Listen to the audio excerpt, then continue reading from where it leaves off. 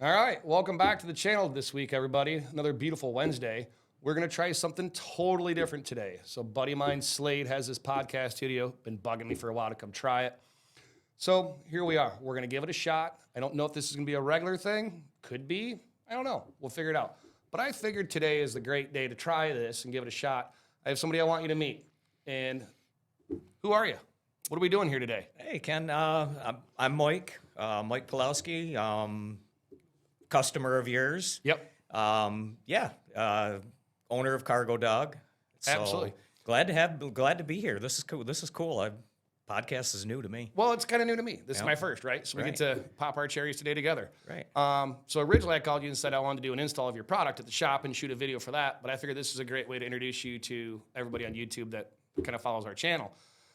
And that gives them some context of how we've known each other. We've known each other a while now, and our relationship just keeps getting better. So what exactly are we doing? Where is Cargo Dog going? What are we doing with this product? Of course, we're a newer product. I guess I should give you my background. Let's go there. Yeah, I'm from St. John's. I'm a small town guy. Came up with an idea and tried to build on it. And yeah, me and you known each other for a while. I think I bought my first lift kit for my JK from you. Yep. Bought a couple from TJ's or for some different TJs that I built from you.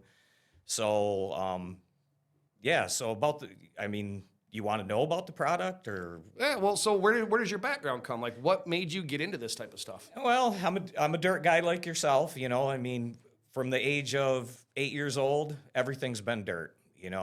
Started out on dirt bikes, went to racing three-wheelers to quads as we got into our driving years, lifted trucks, off-road buggies, and then now into Jeeps. So everything I've done has always been off-road. I've never been into low-riding cars, never been into that stuff. Never had a slam bag S10? No, never. That wasn't. You can't take them on the dirt, man. They bottom out. Bottom out at the O'Reilly's parking lot. Right. You said three-wheelers. You used to race three-wheelers. Yep, used to race three-wheelers in the 80s. It was a huge thing. Now everyone thinks they're death machines, but they were awesome. Everything was good about them. Went into the quads, went back to the dirt bikes. Did that up into probably into my 40s, and then I finally said, yeah, I'm going to do other things. And, of course, I always had love for off-road trucks. In the 80s, we were lifting trucks before anyone was, and there was a group in Lansing, that St. John's area. There was a lot of people that kind of shared that passion, and it never went away from me. My friends got out of it, and I always liked four-wheeling, so I always had something, even if it was something pretty much stock. Yep. I was always into something in the off-road. Still had a way you could venture out and go explore. Exactly. Because Michigan is so well known for all its trails. There's just so much nature out there to go see. Yeah, and that's the funny thing about it too. I've lived in Michigan my whole life, and I think I've seen a fraction of the trails here. I've lived here my whole life too. Like, seriously, I know like 4 of them. Right, and we've done a lot of them. Yeah. We have that advantage. So yeah, my passion's with off-road and stuff, and it'll always be that, with that. I always like getting out into the trails, or, if you can go out west and do that, that's always awesome. You know that. Yep, that's my favorite place to go. Exactly. Just because I think it's different. Scenery's different. Temperature's different. Instead of pine trees, it's just desert, like rocks, and just different, right? Right. No right or wrong, just different. Right. Yeah, and it's funny because when someone comes from out there and comes here, they look at it totally different. There's always that debate, which is better, West Coast or East Coast, and it's like, yeah, Very different. What do you want to do? Yeah, very different. What I was shocked out west is that the traction is just plentiful. Most of the rocks are really grippy. Like, there's just a lot of traction. East Coast, you're going to be spinning some tires, which is fun. It's a different type of wheeling. Right. What is your favorite type of wheeling? I like the trail riding. I definitely like some tight trails that have some technicality to them.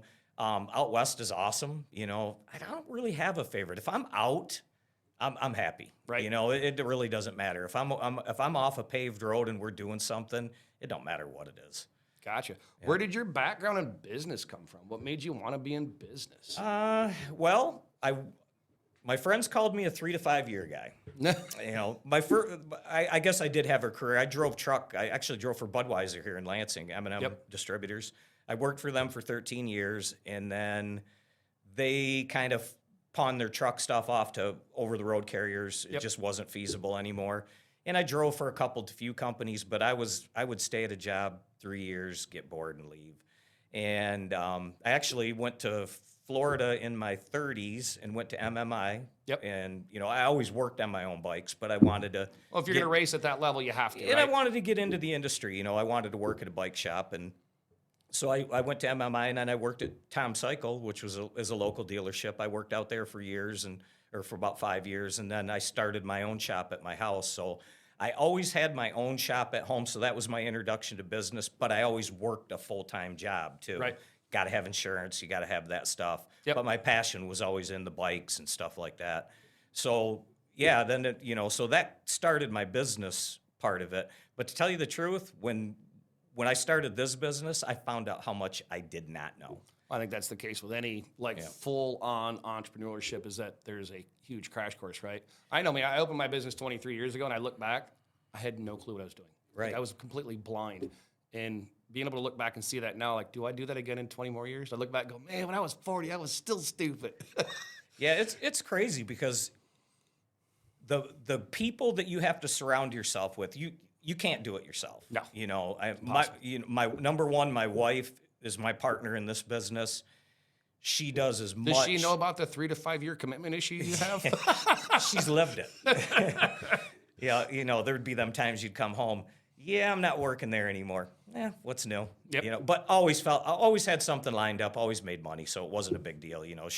Our whole thing in our life is you got to be happy. If you're not happy doing something, you're miserable. Absolutely. Yep. You only get one shot at it. Might as well make it fun. So the Jeeps is one of your big hobbies, I'm guessing. And as that was a hobby, it spawned into a business. Is it still a hobby? Do you still go do it all the time and love it? Oh yeah, we get out all the time. Yeah, and it's weird because I didn't own Jeeps until probably the mid 2000s. I always had off road vehicles. We had an off road buggy that a 4-seater. Like dune buggy style? No, it was a Chenoweth mid-seater, or mid-engine, and we actually went to Moab with that and everything. And it was a weather permitting machine. Yes. And so we got to the point where it was like, well, what's the step of keep doing that? Well, obviously a Jeep. Yep.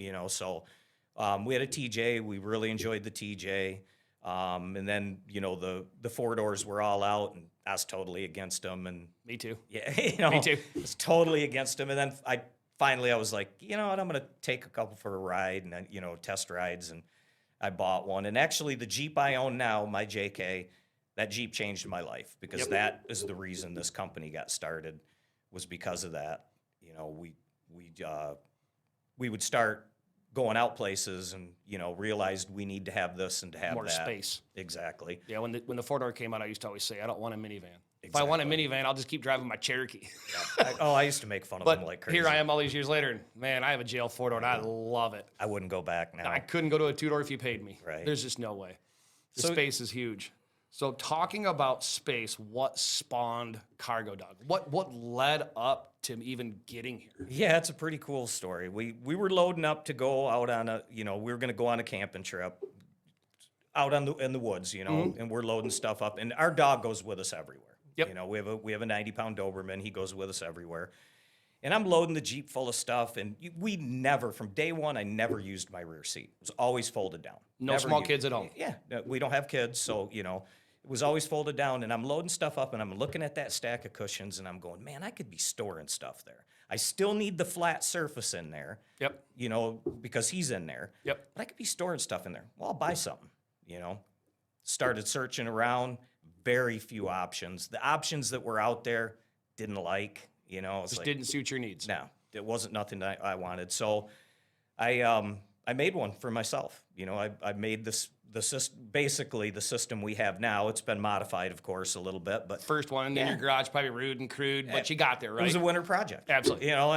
Bent it up with angle iron, made it work, and it actually turned out pretty good. And so I had a cousin of mine that's a patent lawyer, and he wanted a motorcycle worked on. He happened to be there, and I was showing him that, and he's like, you should get a patent on that. For what? Yep. He goes, well, he goes, it's a great idea, maybe someone will, want to build it or something. And I was like, yeah, I just don't see that happening. And so he actually said, well, I'll tell you what, if you get my bike going, I'll get you a patent on this. He goes, I got to run a patentability search first to make sure nobody's making anything. Yep. So he gets a hold of me and says, yeah, no one's making anything. He goes, are you interested in doing that? Yeah, why not? Let's do it. You know, and that, of course, my whole idea was I'm going to license this to somebody, and you know, I'm going to kill the world here with Yep. licensing this thing. So I got the patent and took a couple licensing classes, and nobody wanted it. You know, you contact people, they don't even want to talk to you about it. You Yep. know, so through a wrong dialing different places out of a wrong phone number, I run across a company called Ideal Strategic Partners. They help people build businesses. And he told me what we did, and I said, nah, I'm not interested in that. So, you know, he said, well, if you ever change your mind, let me know. So about a month later, I'm calling some other places on some things, and I called him again. And he says, we talked before, you know, and he said, we need to sit down and talk. So I talked to these guys, and they're a company that they help people build businesses, because if you try to do this yourself, you're going to spend a ton of money in the wrong places. Oh yeah, and you can't afford to be doing that. No, I mean, That'll, like I said, that'll bomb you before you even get off the ground, right? exactly. I'm on a limited budget, you know. Absolutely. I mean, you know, so you know they actually, you know, you invest into them to help you build your business, and they pretty much guarantee. Well, the resources they had were just phenomenal. Well, that's what they do, right? So they're gonna know a million things we would never know. Exactly. So they help me get it off the ground. They teach you, you know, what you need to do. And the main thing to any business now is your business model should be lean as possible, you know. And for me it had to be, because it wasn't going to work. You know, of course, then we did some soul searching. Hey, can we do this? Do we think we can do this? So they came back to us and they said, well, let's build a good prototype, and we want you to take it to SEMA. Did you think there was gonna be any actual crowd of people wanting this, or do you think it was gonna be really niche? At first, you know, of course you get your friends that go, oh yeah, that's really cool. You know, I like that. You know, I'd like to have something like that. But Friends are not sustainable though. exactly. Right? So like I said, they talked me into, let's build a good prototype and let's take it to SEMA. I'm like, take it to SEMA. You know, SEMA's the biggest auto show in the world. Yeah. You know, I don't know. And they're like, trust me, let's just take it there. That way you can see, you know, what, you know, The feedback is. Yeah, you'll get your feedback on it. So we what year was this? This was 2021. So 2021, Yep. you were still on your very first prototype you built in your garage, or are you on a second prototype? Well, I still had my very first one because we were in the idea stages. So we actually got, you know, had some engineer drawings made up, and we got a hold of a company that would build us a prototype. Yep. You know, and of course building a prototype isn't cheap. No. You know. Then it was like, okay, we got to get things out to SEMA, and we're like, okay, well, we'll ship everything out there, and then we'll fly out there and do the SEMA show. You know, this is gonna be easy. $8,000 to ship your stuff each way. Yeah. We're driving to SEMA. Yep. So we loaded. This is called grassroots, man. We're grassrooting this one. We loaded 100 pounds of crap in a Jeep in a 50-pound bag. Yep. And we took off to SEMA, and they had a new product. They have a new product showcase. If you have a new product, you That's can usually upstairs. you can enter for free into the new product showcases, which requires you to have 2 units. Yep. So now I have to have another one, and I'm, you know, at this point I'm really doubting it. You know, yeah, I want to do this, but no, let's do it. So we built it, and we entered it into the new product showcase. And it's funny because when you do it, it's a white room type atmosphere. It's overwhelming. You have a liaison that checks you in. You can't have any advertising. All you can have, as a questionnaire they give you, you fill out. And all I put on mine was Cargo Dog, Cargo Management System for Jeep Wranglers. And I thought, oh, that's fine. I'm looking at everyone else's. They've got paragraphs and books of, you know, explaining. You're like, I'm screwed. Yeah, these are huge companies, you know, Yes. that are all around there. And the lady, last thing she says to me, my liaison, she goes, if you win an award, we'll call you between 3 and 5:30 today. And I'm like, okay. Talk to you tomorrow, then. Right. And it's done the day before the show, so the next morning we've got the show to do. Yep. So about 5 o'clock, my phone rang. We're in a restaurant. I answered it, and she's like, yeah, you won an award. I really, what did I win? She goes, we can't tell you, but you got to be at the award ceremony tomorrow. Yep. So I said, well, where's that at? What do I do? She says, just show up and it was at a hotel in a banquet room. Show up there, and somebody will find you, because everyone has your credentials on. Yep. And I'm like, yeah, somebody. So we walk in there the next day. There's 2,000 people standing in there. Crap. I'm like, who's going to find me? Right? This girl walked by. She looked at my tag. She says, "You guys together?" "Yep. Come with me." Takes me into the back room. GM's back there. Ford's back there. You know, all these guys. Of course, they're from Michigan. Yep. So the guys from GM are looking at me. They're like, "What do you do?" You know, and I explained it to them. You know, yeah, they said I won some kind of award. They're like, "Dude, if you're back here, you won the award Oh, no crap. for your category." So what'd you win? I won best new interior product for at SEMA In for, 2001? well, Or it was 2021? actually for 2021. 2022 because they do it that fall for Right, the right. next year. And I'm like, nah, I don't think so. He goes, they don't bring you back here if you didn't win. You know, and it's, of course, then they sit you up front. Jay Leno's there. They had Keith Urban there, you know, and I mean, they got a band going on. And, you know, we're sitting at that table, and I said to my wife, I said, I wonder if I'm going to have to give a speech. She's like, I doubt it. You'll just go up there. Oh, no. You got to go up there in front of the God in the whole world. So you had nothing prepared. Yeah, I'm the Griswolds going up there. I'm nobody from nowhere.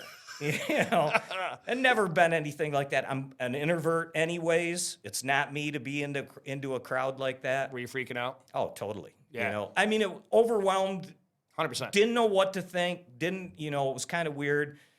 You know, you get that award, you know, and that you take pictures with the president of SEMA and all them guys, you know, and my partner that was there, he said, "See, I told you had something here." You know, they were the ones that said, well, that just verified that I had something to go forward with. And I honestly, if that wouldn't have happened, I don't know if I would have pursued it. Well, it showed you there was interest, right? Once you Exactly. know that it's interest, then you just have to work on all your numbers and the business side of things to Right. make it a viable product. But even at that point, you're still at ground zero. Oh, yeah. You know, everything's got to start from there. And so I actually ended up through a company that I started to work with, hooking up with a guy named Sam McCool. He owns a company called FabTech Machine in Covington, Ohio. And the company that I was working with wanted me to build it in China. Yeah. And I said, I don't want to build it in China, you know, and actually they kind of all were pushing me to it. And I said, I don't want to do that. I grew up in a manufacturing town, you know. That's I believe Lansing, in, Michigan. yeah. We build cars. Yeah, exactly. You know, I watched friends and families lose jobs, you know. My dad worked at GM. That paid for my college. My whole life is based on manufacturing. Exactly. And, you know, they all put a money value. Well, the money. And I said, it's not about that. You know, I want to build a product. Yeah, I've got to be able to make money on it. So I want to say this loud and clear for our listeners. Yeah. Cargo Dog, made in in the America. US. Yes. Made in America. Ohio. Yes. Made in Ohio, yes. And 99% of our product is all made in America. The LEDs, they haven't quite figured out how to make them here. But so I say that like on every YouTube video I do at the shop. I'm like, yeah, I like made in America, but we're going to install these lights that are not because there's just really no option there. And if somebody else wants to build over there, that's fine. It was just a personal choice for me. Absolutely. And in our community, in the Jeep community, it means something. I think it does. Yep. I think it really does. There's a large percentage of the public that it probably doesn't. Right. But I think in our niche Jeep community, I think it does hold weight though. Right.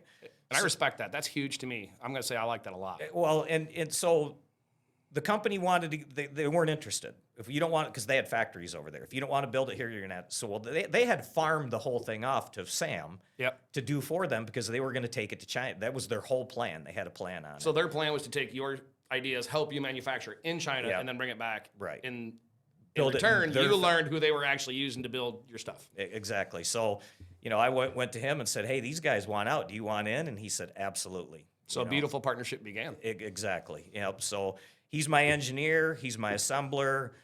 Does a lot of the dirty work that goes on. But we're like-minded people and we work real well together. So this whole thing's been a blessing. The people I've met, from my partner John Rochella at Ideal Strategic Partners, to Sam, to, you know, more of a relationship with you, you know, through this. The people I've met has been some of the coolest things. Absolutely. And that's priceless. Absolutely. You know? Well, I mean, so to me, I mean, previous to today and previous to even like maybe a year or two ago, you were just an average customer. Mm-hmm. You'd come in, you'd buy Jeep lifts, and a lot of the lifts you were putting on yourself. I don't care if people want to install their lifts or not. Right. But I was always helping you out. And then you brought Cargo Dog on, and you were like, hey, check this out. What first thing I say? I got kids. It won't work for me. Exactly. And that's cool. We're not for everybody. No. You know, it's funny because when you go through, you know, where's your market? Where is it your market? Number one, where our market is, people that have kids, Yeah. not our market. Yeah. You know, Because And- there's no way, like, I'm so lazy. I can't even explain how lazy I am. Right. My rooftop tent's been on my Jeep since last year because I don't want to take out 6 screws. Exactly. But if I didn't have kids, like, it's awesome. I love it. And I guess I should explain, it's a rear seat delete cargo system. So Yep. you actually have to take the rear seats out of your Jeep. Oh, they're going to have to wait for some of the details because next week we're installing one. That's true. We're not going to That's- give away all the that's a- secrets until next week because We'll leave it we there are then, yeah. we are doing a like an interview kind of a process here, like to kind of show people who you are. Right. But they have to wait till next Wednesday for all that. Yeah. So, and the reason I actually stopped at your shop the first time, I worked for Superior Electric, so I Yep. go by there all the time. And hey, I need Jeep parts. That guy's got a nice little small business here. I'll go check it out. You Yep. know, and what I liked is you're no nonsense. I'm looking at this. Why you don't really need that? You can do this. You can do that. Okay, this is a guy that could have sold me something, and he kind of said, you don't really need this, but you can go this route and that route. And that's impressive to me. I work on my own stuff. I've had you do work on, because I'm getting busier now to where I don't have the time, which Yep. sucks because I like working on my own stuff. But It's all right, brother. I got you. It is what it is. And so that automatically struck me as, all right, this guy's cool because he's more about, he wants to see a good product out there, somebody enjoying something instead of just selling somebody something. Well, my business isn't just sales because if it is sales, then all you care about is margin and money. And that's not what I want. I want my customers to go out and use their Jeep. I want them to enjoy the heck out of it. And everybody's going to use their Jeep in a different fashion. So what works for you won't work for Sally and Sue and Jim Bob. If you pay attention to the money, you're not going to help them build what they want. You know what I mean? Like right off the bat, I told you like your cargo dog won't work for me because I got kids. But there's a lot of people that want that thing. Yeah. I've been shocked by it. Yeah, and it's been overwhelming to us. We started when we first started out. We put quite a bit of investment into it because you have to build a run of them. Absolutely. And I thought, well, how's this going to work? And the sales started coming in, and the feedback has been phenomenal. The people love it. Out west, they go out west like crazy. The people out west are really into it. We do sell a lot of around here and in the south, but the people out What west. is love your it. largest demographic? Mostly overlanding, I would imagine. Yeah, overlanding crowd's huge, and overlanding's huge right now. Overlanding's huge Yeah. everywhere right now. Is overlanding bigger out west than it is here on the East Coast, or is it pretty good both? I think it's pretty good both. I don't think it's any bigger out there. I think people out there have more opportunity to do stuff. more room? And more weather to do it. Well, fair. But this all timed out for us perfectly because we're good for overlanding, but the overlanding has exploded in the last 3 years. Oh, big Just time. absolutely exploded. And another thing about our product is it's something you can use every day. Oh, yes. Everybody needs a winch on their Jeep. Yep. I've had my Jeep 8 years. I think I've used my winch 3 times. Yeah. Every time I needed it. Absolutely. I couldn't have been without it. This you can use every day, and people have caught on to that. This is something that you can use every day, so, that helps out with it. Well, you kind of already let the cat out of the bag. So what this is, it's a rear seat delete kit that opens up. It's all storage. The first time you showed it to me and you were like, opened them up and you just started pulling stuff out, you didn't stop. You just kept pulling stuff out like a freaking clown car. And I'm like, where's the bottom on that thing? How many cubic foot or inch or however you're measuring that? How much space is there? It's just under 4 cubic feet. That's a lot. But you're actually gaining too because the seats on your Jeep don't go down all the All the way flat. Yep. Yeah. So you're actually gaining some height in the interior of your Jeep. With your seats down, that headrest is jammed up against your seat. So yes. you can't lean your seat back. Yep. So there's a lot of advantages. And when we we'll show a lot more features of Oh, it yeah. then. It'll be better for a visual. Yep. Yeah, when we do that, we're going to have that video next Wednesday. We do the install. That'll be so cool. We'll have to show them how much, I was shocked. There is a lot of room in there. I'll leave all the stuff I have in there now. Because yours is in yours all the time. You Yeah, don't ever we'll- take yours out. Yeah. So when we shoot video next week, we'll go out to your Jeep and you can show them the clown car of just everything constantly coming out of it. It's And funny, I yeah. think when me and Bob take our next trip, I'm going to bug you. I'll probably come steal yours out of your Jeep and steal it for a Yeah, week. we'll hook you up without a doubt. I just, I wish my kids would leave because I want one so bad. Don't tell my kids I said that. There's, you know what, that time will pass quick enough. And, I don't really want them to leave. yeah, and you know, then you'll be saying when are they coming back? But yeah, we'll hook you up with one. So right now we have the JL and JT is kind of the same unit. Am I right? Can you explain that? We have JK, JL, JKU, JLU, and the Gladiator now. Yeah. Gladiator. The JKU and the JLU is basically the same unit minus some small differences. How's that work? The center section out of it, because there's 3 sections. The center section's deeper because they don't have a transmission tunnel like the Wranglers have. Yep. And then pretty much it's the same. There was a little design difference to the bottom because the floor is a little different, but other than that, it's the same. It's the same setup. For So both does the units. JT have more cubic footage of storage space? Or Yeah, because that center section's a lot deeper. would they gain another? Do you have a- Probably another cubic foot, maybe. that's a lot. Yeah. That's a lot. And so like the Gladiator doesn't have a lot of storage because it's all wide open bed in the back unless somebody's got stuff going on back there. So that interior cargo space is pretty important. For the dog owners, you know. Oh gosh, yeah. A big part of our market is dog owners, and Jeeps and dogs go together, and people are into it, and everybody's looking for that good solution, you know, to have their dog along with them. You have that seat folded down. There's a canyon back there where the back of the Jeep and the seat fold meets. Yep. You know, you always have to stuff stuff in there. So pet owners, I mean, people that don't even off-road, but they own Jeeps, a pet owner crowd's real big. Well, I see it on your logo. What's your logo? Yeah, well, we had to integrate our Doberman into it. You know, he was pretty much one of the inspirations for it. I mean, we had to have room for him in there. Thus I was looking at the cushion, saying, "Man, I need more room to store stuff." So yeah, we entered. Plus, you know, he's a tough-looking dog, so it works out good. Makes your product look a little tougher. I think the logo's awesome. I love it. American flag because Made in made in America. America. Yep. That's huge. So even prior to starting this podcast, you mentioned like a mattress that goes in the back. Yeah. Because you sleep in yours, don't you? Yeah, we actually have a tent that goes off the back of our Jeep. Yep. So you can leave if you're at a campsite, you can leave your tent there, pull away, zip the tent shut, and we have a deep sleep mattress. They make them just for the Jeeps, and you get a lot of people like you were saying to me. Well, you know, I'm a little bit taller.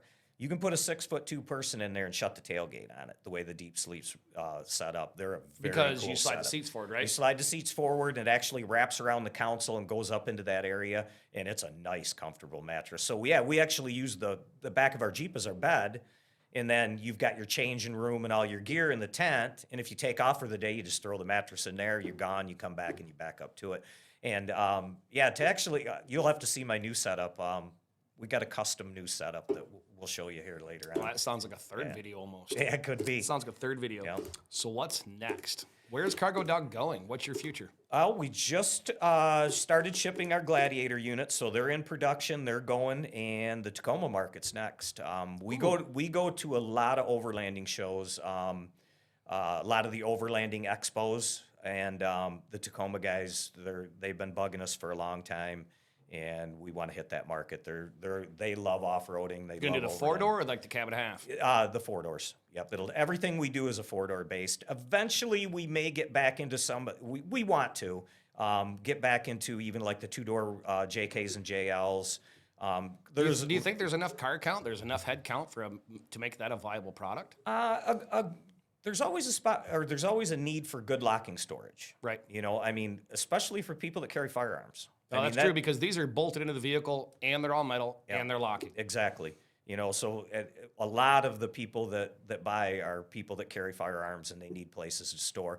A lot of business people, people into video and camera that have expensive cameras and all that stuff, and they're going out off-road and they're videoing out there. They want all their stuff done, you know, to be able to be locked up in them. So you've been approached pretty heavily by the Toyota groups and Toyota people, I think, at these Since events. day one. Because you go to a lot of like the overlanding style events and like set up and promote your business, right? Yeah, yeah, and it's cool at the overlanding events. You camp right where your booth is. You know, I want to go so bad. Yeah, they're awesome. You know, and that stuff was all new to us. We pulled a camper with our Jeep for quite a few years, and the campgrounds were too full. You left the campground to go where you were going to Jeep. Yeah. Now we Jeep to wherever we're going to camp. Yep. You know, and so the overlanding lifestyle is a little bit new to us. We're still building our setup, but there's so many cool products out there for it. And the overlanding shows are a blast. They're good people to be around. The products I've imagined have just gotten insanely diverse. Like a couple years ago, this didn't exist, and now here it is, and you're already looking to the future. I mean, Right. is that pretty common you're seeing in the overlanding community, that these companies are all kind of seeing that growth and seeing that trend keep going that way? Yeah, it's exploding. I mean, like I said, when we first started this, well, I'll give you a good example. The Moore Show, which we're going to be at, which is the Midwest Overland and Off-Road Expo, which is in Springfield, Missouri. That's April 18th. We went to it last year, and it has almost doubled its size this year. Holy crap. And last year was only their second year of it. So in their third year, they doubled it. It was double the size last year from what they told me, and they've doubled it this year. And then if you go to the Overland Expos, which they do those all over, they do them out west, they do them out east, those are absolutely huge. And those people make some cool products, and the cool thing is everything's condensed down to it's packable and small, but gives you all the features of everything you need. What's the biggest thing you like about overlanding? To be able to go wherever you want, like we'll take off and go, let's say just go up in the Holton Lake area. I've got on my Onyx a few places that I've got mapped out to place campsites. Some of them are on little lakes or, on rivers, and you're by yourself out there. Or if you take a group with you, you're out there by yourselves. Yep. And yeah, you're right there. My favorite thing is when I get far enough away that this doesn't work. Exactly. As soon as my phone, I'll never forget, we were doing me and Bob were at the El Camino del Diablo down by Mexico. And all of a sudden, my phone dinged. I looked, I was like, what is that? I'm like, I'm on a Mexican tower, man. I was like, yes, victory. We've gotten away from society because I'm so glued to this thing. All my businesses run on it, like Facebook, social media, friends, girlfriend, you name it. My mom a lot. She calls me a lot. Yeah, it's great to escape that stuff. And you're outside. Yes. We can't get outside enough, and especially out here because we get cooped up in the winters, and so just being out. And like I said, we camped for a lot of years. I just got fed up with and the campgrounds are getting expensive, so when you get out there. Campgrounds are insane. Yeah. They're try taking a big old Class A motorhome. Let's just say, no, thank you. It's insane.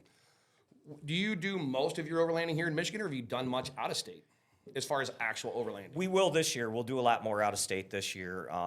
What are your plans for your business? Where are you going for shows, and where are you going to go personal?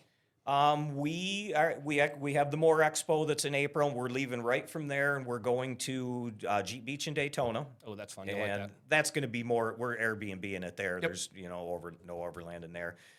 We are going to hit something. We're going to on the way from Missouri to Florida. We're going to find someplace that we can hit a trail and camp for the night. And then, of course, we're going to be at the Great Smoky Mountain Jeep Invasion. We're going to be at, what's the other big one? We're going to Bantam in out where the Jeeps were originally You made. can do Toledo Jeep Fest? It interferes with Great Smoky Mountain. Oh, is that the same weekend this year? It's so close to it that we can't make them both work. Understood. Yep. I've been debating going to the Toledo one, but I've become almost like anti-show for my business because I don't really want to and I don't have to. Right. I want to go with you, though. I just want to go camping with you. Yeah, Can I just come camping? Yeah. I'll just definitely. follow you along. I don't want to make decisions. I don't want to lead the way. I'll just be like, oh, cool, camping here. I've picked out some really cool spots up in northern Can your dog Michigan. ride with me? Sure. I miss my dog. Definitely can. Yeah, that'll give us some more room. I don't know how long you want. He's actually a good four-wheeler.